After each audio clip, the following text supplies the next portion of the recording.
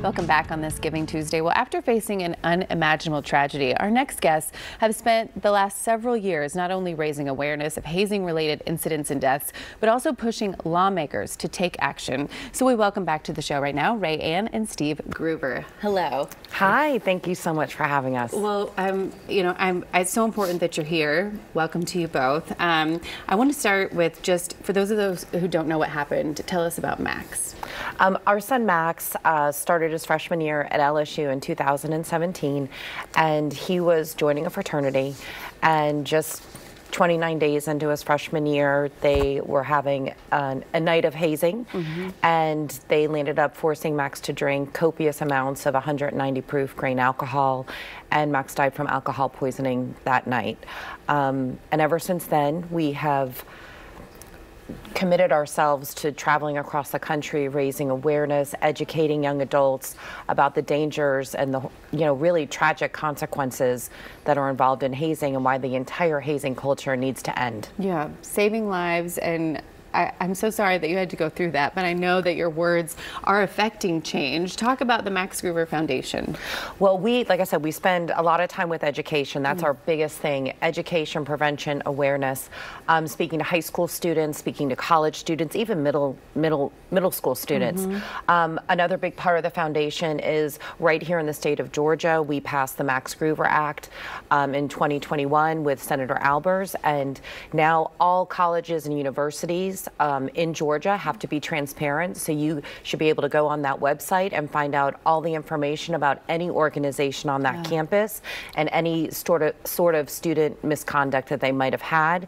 And we're working right now federally with the Stop Campus Hazing Act with Lucy McBath, who's the lead sponsor of that federally, so that everyone across the country has to be transparent. So even if one of our Georgia students goes to a school out of state, they can still find out what's going on that campus, no matter where they are, and they can have that piece of education and material that they need. Information, maybe a little bit of peace of mind that you wouldn't have otherwise. Talk about, I know people think, I think of Max going to school and being so excited, and you oftentimes think hazing happens in a college type setting, but that's not always the case.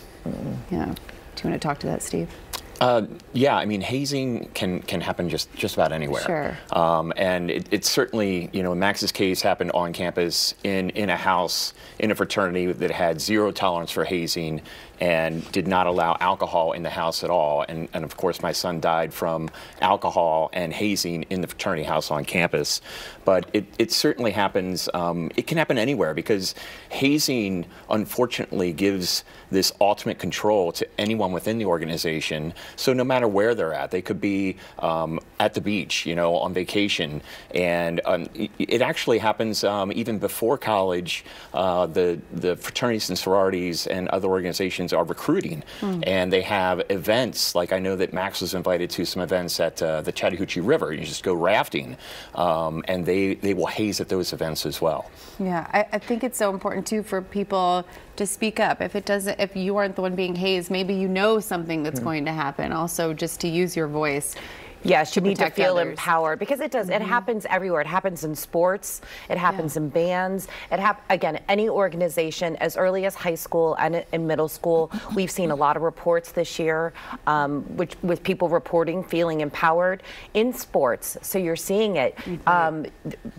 People are reporting so much more just in the fraternities and in the high school level. Right. So that's what we need to make the change happen. Keep talking about it, keep getting the word out there, keep reporting on it, keep, telling schools, telling headquarters, whoever, coaches, that this is going on, because that's the way it's going to change. Yeah. How can we help you and your foundation?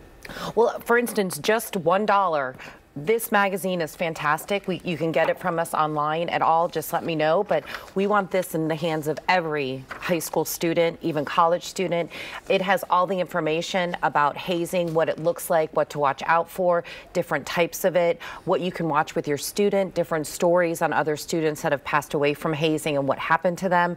But $1 puts this in the hands of a high school student. That's what I get for it.